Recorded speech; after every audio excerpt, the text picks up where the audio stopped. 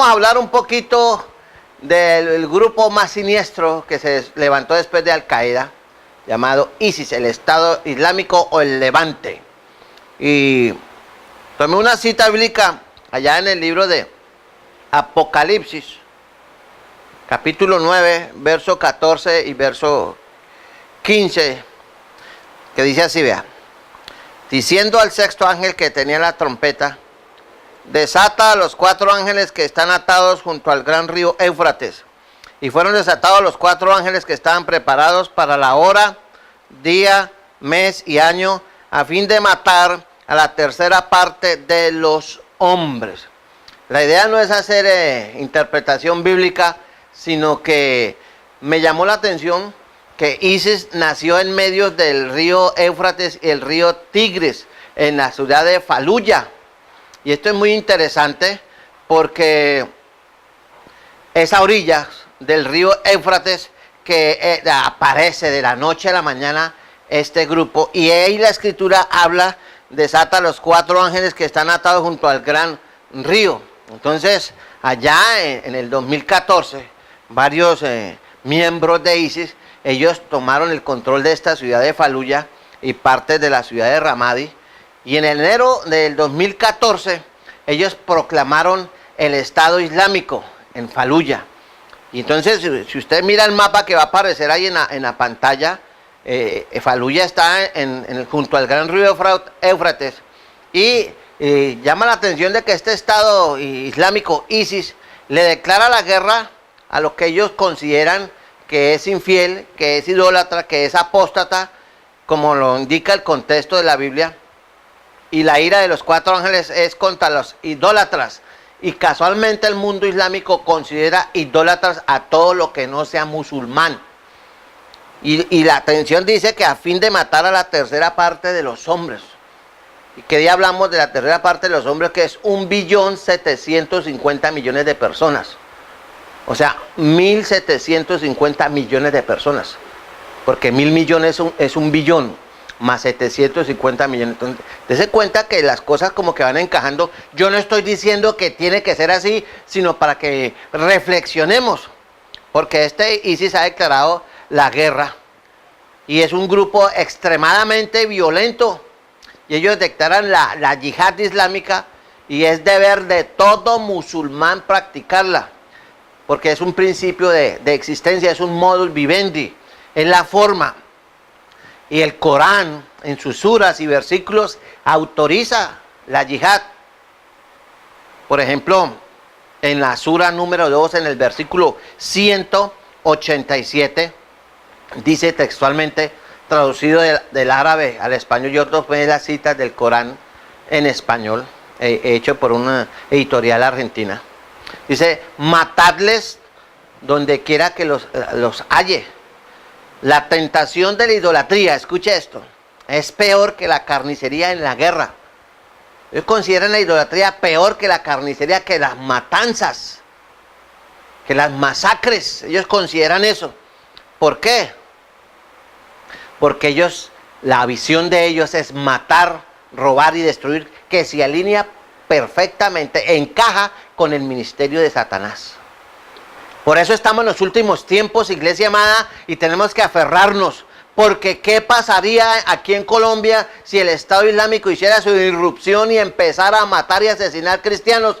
Y este país que se considera cristiano bajo el Sagrado Corazón de Jesús y la Virgen de Chiquinquirá en la parte católica y bajo la autoridad del Papa, en este caso Francisco I, y los evangélicos que creen en Jesucristo. Entonces yo pregunto, ¿dónde quería toda esa gente? Y especialmente aludiendo al sector evangélico, esa parte que está siendo manipulada, robada y explotada de la iglesia de la prosperidad, donde les dicen: ya Cristo sufrió por usted, ahora le toca a usted disfrutar. Ya Cristo pagó el precio, ahora le toca a usted. Dios hizo todo para bendecirlo a usted.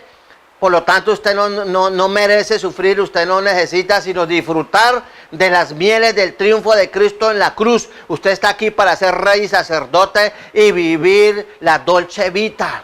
Eso es un engaño perverso, diabólico, donde usted puede vivir como quiera, y si usted le llama la atención a esos cristianos que reciben mensajes livianos cada rato, entonces le van a decir, pero ¿qué tiene de malo? Yo no soy tan fanático. Uno tiene que ser moderado. Tolerancia. Y quiero que sepa que Dios odia la palabra tolerancia. Y en la escritura dice, por cuanto no eres frío ni caliente, sino tibio, te vomitaré de mi boca. O usted está con el Señor o está con el mundo. Y el que no está con el Señor está con Satanás. Así son las cosas con Dios. Pero ese tipo de evangelio hoy no, la gente no lo quiere. No. Tampoco vayamos a extremos. Eso se llama intolerancia, fanatismo. Por eso es que a mí no me gustan esas iglesias donde sí que todo es pecado, que todo es diablo. Con Dios las cosas son blanco y negro. Jesús lo dijo, el que no es conmigo es contra mí. El que no recoge desparrama. Escogeos hoy a quien servís, les dijo Gedeón, perdón. Pero yo y mi casa serviremos a Jehová. Cuando cometieron la idolatría allá a los pies del monte Sinaí, cuando Moisés estaba recibiendo los 10 mandamientos, Moisés partió los 10 mandamientos. El Señor no le dijo nada.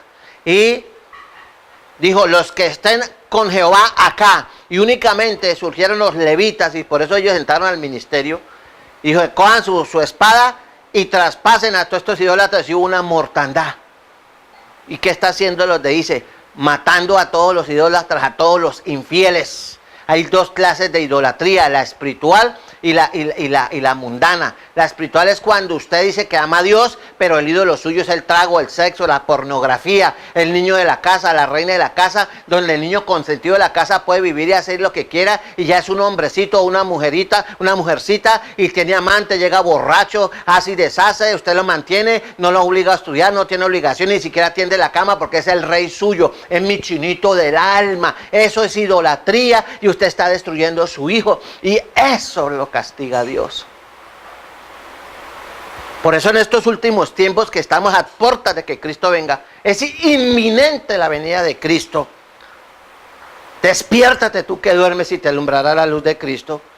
Entonces en la sura, perdón, se habla de como una especie de inmunidad o de arrepentimiento, y en la sura, en el capítulo 9, en el verso 5, dice, una vez expirados los meses sagrados, dice, matad, o sea el Ramadán, matad a los idólatras donde quiera que los halléis. Cuando dice idólatras son personas que no son musulmanas. Hacerles prisioneros, sitiarles, acecharlos, pero si se convierten, si observan la oración, si hacen limosna, entonces dejarles tranquilos, pues Dios es indulgente y misericordioso. Y los no musulmanes tienen que pagar un impuesto, tienen que transitar por la parte izquierda de los andenes, y en cualquier momento pueden ser esclavizados o asesinados. Lo mejor es que huyan. En esos países que está pasando eso, los cristianos están llevando tremendamente, sufriendo, y los medios no dicen nada, lo están masacrando a nuestros hermanos. Y la iglesia occidental vive tranquila pensando en el paseo, en el próximo congreso, en el último lugar, la última unción que Dios está dando, no sé en dónde, pero no estamos orando y respaldando a nuestros hermanos. Ellos no están pidiendo plata, están pidiendo que nosotros los rodeemos de oración. Recuerden el testimonio de los niños, esos de 5 años que mató ISIS en Irak. Recuerde un niño de 5 años que partieron por la mitad y le dijeron, o te conviertes al Islam o te mueres. Mi hijo, yo no puedo renunciar a Cristo. Un niño de 5 años, por Dios, y lo partieron con un machete por la mitad, pero ese niño no renunció. ¿Por qué? Porque tenía la fortaleza del Espíritu Santo, porque cuando la gente está en tribulación y bajo presión, la iglesia se llena del Espíritu Santo, y cuando hay prosperidad y cuando hay una vida dulce, sabrosa, la gente se relaja y no quiere buscar de Dios. Y bien preocupados porque no han podido conseguir el último celular 6 que salió, o no tienen el último reloj electrónico que salió. Entonces aquí mirando esto, nosotros nos damos cuenta que estamos en los últimos tiempos y que el diablo no anda jugando. Por eso ellos usan la decapitación. Ya en el libro de Apocalipsis, en el capítulo 20, creo que tiene que estudiar la Biblia y conocerla. Dice allá, y vi tronos y se sentaron sobre ellos los que recibieron facultad de juzgar. Y escuche esto, y vi las almas de los decapitados por causa del testimonio de Jesús y por la palabra de Dios, los que no habían adorado a la bestia ni a su imagen y que no recibieron la marca en su frente ni en sus manos y vivieron y reinaron con Cristo 1000 años. Y eso está pasando hoy. Pero voy a tocar un tema, porque en este programa no alcanzo a tocarlo, sobre la simbología y los brazaletes que usan el grupo ISIS, que encuadran perfectamente con esto. Adorado a la bestia ni a su imagen y que no recibieron la marca en su frente. Si usted ve que ellos usan allí, así como el sacerdote, el sumo sacerdote en el Antiguo Testamento usaba una tiara de oro, decía santidad de Jehová, pues Satanás también le tiene su tiara para que diga Alá es grande, y eso se puede tipificar como la marca de la bestia, y vamos a hacer un estudio sobre eso para que usted se dé cuenta que posiblemente los musulmanes, el grupo ISIS, pueden ser los ejércitos del anticristo y ellos pueden ser los poseedores de la marca de la bestia. ¿Sí? Porque usted mira, quiero llamar la atención aquí, mire, en Apocalipsis capítulo 13, donde la escritura dice, aquí vea, y hacía pequeños, grandes y ricos, versos 17, 16, comprar y vender, y escuche, sino el que tuviera, escuche, la marca, 1, el nombre de la bestia, 2, y tercero, el número o el número de su nombre. O sea, puede haber 3 posibilidades de la marca de la bestia. ¿De dónde estoy sacando eso? De que hay nueva información. La información que teníamos en el año 90, en el año 80, no es la misma información que estamos dando a la luz del acontecimiento, del desarrollo de las profecías bíblicas, a la luz de las noticias internacionales. Nos da más información y mayor comprensión del texto bíblico. Y esto enmarca dentro de la simbología musulmana, eso es la marca, el nombre o el número de su nombre. O sea, y nosotros estamos apuntando únicamente hacia el microchip. Y vea que aquí lo hemos leído infinidad de veces, la marca, el nombre o el número. Son 3 áreas que son posibles. Luego tenemos que mirar esto con detenimiento y reflexión y despertarnos y saber que Cristo viene y que estamos en los últimos tiempos. Por eso es muy importante estudiar la palabra de Dios. Entonces, Dios a través de los tiempos ha usado naciones para castigar a otras naciones. Usted ve que en el Antiguo Testamento está lleno de gente que invadía a los israelitas, los cananeos, los jebuseos, los fereceos, los filisteos, los anaseos. Toda esa gente invadía y castigaba, robaba, raptaba, asesinaba, les quitaba la comida, los dejaba en desolación. ¿Por qué? Porque Dios levanta naciones para castigar su pueblo. Lo mismo que hizo con Babilonia, que se levantó y usó para llevar deportados a los israelitas. Entre ese caso Daniel, Sadrach y Abednego, que fueron llevados deportados. Y después Dios castiga a esas naciones. Entonces Dios ahorita puede estar tratando con muchas personas, con muchas naciones, pero Él da esperanza y Dios es un Dios de restauración y de oportunidades. Pero el problema es si usted no entiende el plan de Dios y Dios quiere que usted sea fiel, que usted sea obediente, que sea un hombre leal, que sea un hombre ecuánime, responsable y con compromiso con las cosas de Dios. Porque es que el cristianismo no es una religión, es una relación con Dios a través de Jesucristo. Por eso Jesucristo decía en Juan 14:6, yo soy el camino, la verdad y la vida. Las 3 cosas. ¿Para qué son los caminos? Para caminarlos. ¿Para qué la verdad? Para conocerla y tener una visión correcta de las cosas. ¿Y para qué? Para que tenga una vida, un camino, una verdad y una vida. ¿Una vida qué? Una vida de bendición. Cuando el hombre cambia ese camino, la verdad y la vida, por el camino y la verdad y la vida de Satanás, tenemos una sociedad corrupta, llena de iglesias, de religiones, donde todas pelean y presuntamente tienen la verdad y son poseedores o tenedores de revelaciones supuestas y de ungidos que aparecen para llevar supuestamente por el sendero de la luz a un poconón de gente que no escudriña la palabra. Y recuerde lo que le leí allá a Romanos capítulo 1. Y cuando la gente le voltea la espalda a Dios, dice, por lo cual también Dios los entregó a la inmundicia. Cambiaron la verdad de Dios por la mentira. Y por eso estamos asistiendo a un carnaval de inmoralidad y de aprobación de leyes desfachatadas que no tienen sentido común, y el que se levante a combatir eso le dicen: usted no es tolerante, usted está en la época cavernícola, los tiempos han cambiado y la Biblia tiene que, y por eso tenemos iglesias como la anglicana, la iglesia presbiteriana, la iglesia metodista, que están ordenando pastores homosexuales y pastoras lesbianas, cuando la Biblia no autoriza eso totalmente. La Biblia no permite eso, y mucho menos, ¿sí?, ya obviando la parte sexual, mucho menos que hoy en día hayan pastoras evangélicas ministrando en las iglesias. No, porque las epístolas pastorales están dirigidas a los hombres, y Cristo ni los apóstoles jamás, ni los primeros padres de la iglesia jamás nombraron una sola pastora.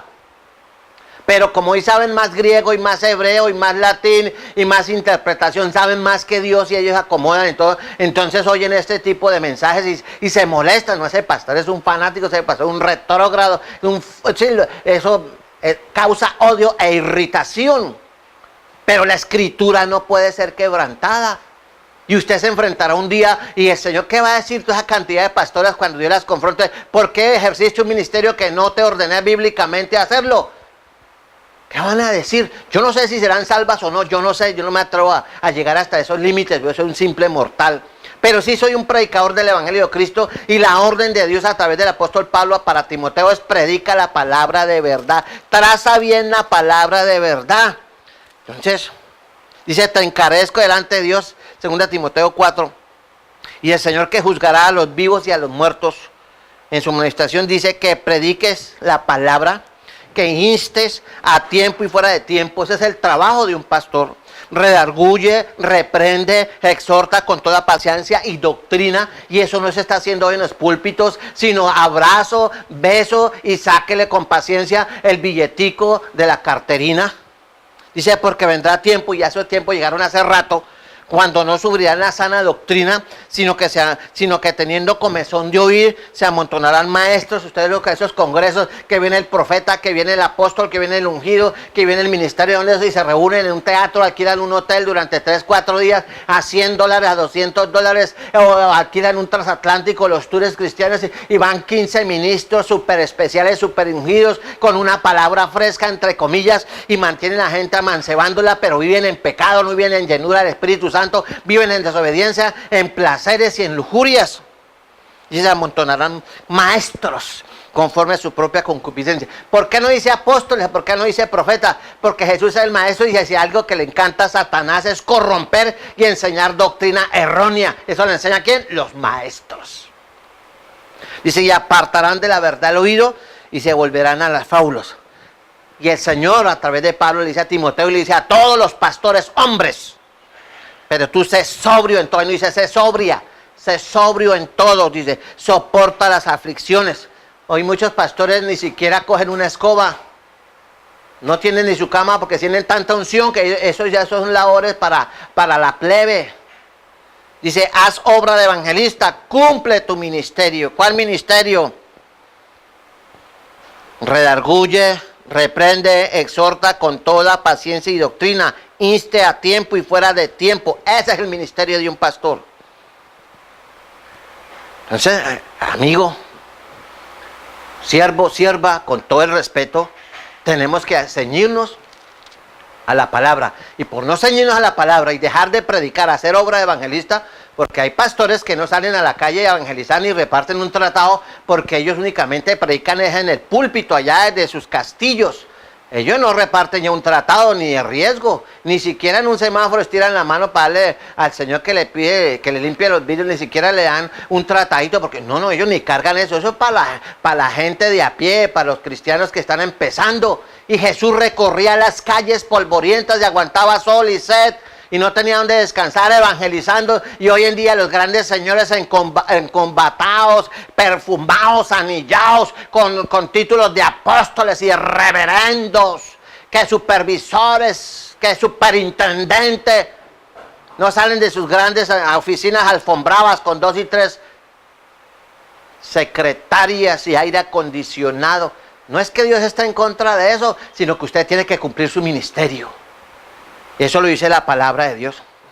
Pero hoy en día no, hoy en día saben más que la palabra. Entonces Dios permite esto, se levanten estas cosas, para traer juicio, para despertar a la iglesia y para traer preocupación, para que muchos se despierten.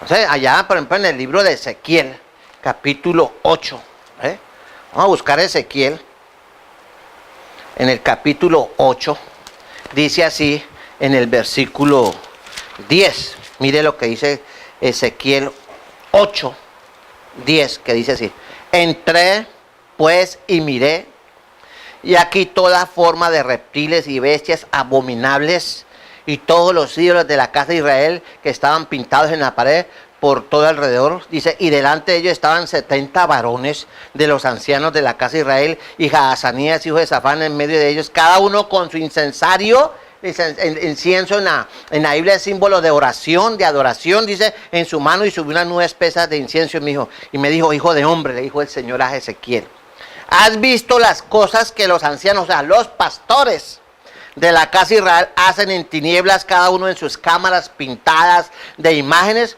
Porque ellos dicen, no nos ve Dios, no nos ve Jehová. Eso mismo dicen muchos pastores, Dios no me ve, Dios, yo soy consentido de papá Dios, y hacen y viven adulterio, son fornicarios, esclavos de la internet, de la fornicación, de la prostitución, la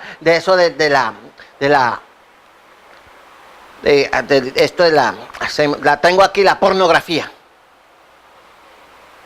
No nos ve Jehová, ha abandonado la tierra, Dios está en el cielo ocupado, mirando cómo defiende Israel, no los ve, Dios te está viendo.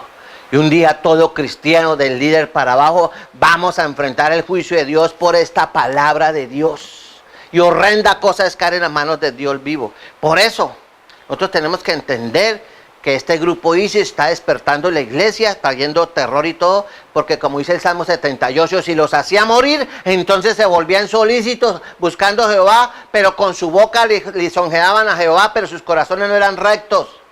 Y hoy está pasando eso. Después del susto que venga el gusto. Por eso usted tiene que entender que Dios castiga, Dios permite todas estas cosas para que la iglesia se despierte. Aunque sea por miedo, busquen de Dios. Allá en el libro de Esdras, en el capítulo 7, el capítulo 9, en el versículo 7, dice así, vea. Desde los días de nuestros padres hasta el día hemos vivido en gran pecado. Estamos en el tiempo de la iglesia de la Odisea. Y Dios está levantando esto. ¿Para qué? Para que usted se despierte, se santifique y se salga del mundo y se santifique. Porque la palabra santidad quiere decir separación. Y por nuestras iniquidades nuestros reyes y nuestros sacerdotes hemos sido entregados en manos de los reyes de la tierra, a espada, a cautiverio, a robo y a vergüenza que cubre nuestro rostro como hasta el día de hoy. Dios le está poniendo la mano a la gente porque es que el pueblo tiene que estar purificado, porque sin santidad nadie verá al Señor. Entonces, ¿será que Dios está usando al grupo ISIS para castigar la idolatría, el hedonismo y la mundanalidad de las iglesias, para que aquí en Occidente las iglesias se despierten? Y nuestros hermanos de la India, de África y del Medio Oriente, ¿serán que nos están avisando, hey, si siendo fieles nos pasa esto, qué le pasará al infiel? ¿Qué pasará si el califato de los musulmanes tiene éxito y se pasan a Norteamérica y a Suramérica? Aquí ya están entrando por Venezuela. En Uruguay ya los tenemos. En Argentina están así. Entonces, en Perú ya. Y aquí en Colombia hay musulmanes. Por lo menos unos 5.000 musulmanes en el país. Y ellos van creciendo. Entonces, estamos a puertas de días gloriosos de la iglesia. Hay que despertarse. Que Dios le bendiga y piense. Sí, Dios está llamando la atención a su iglesia para que se santifique y se salga del mundo. No toque lo del mundo y el Señor los recibe. Dios le bendiga. Estuvo con usted el pastor Edgardo. Cualquier inquietud puede llamarme a los teléfonos del anunciador. Dios les guarde. Una bendición estar con ustedes.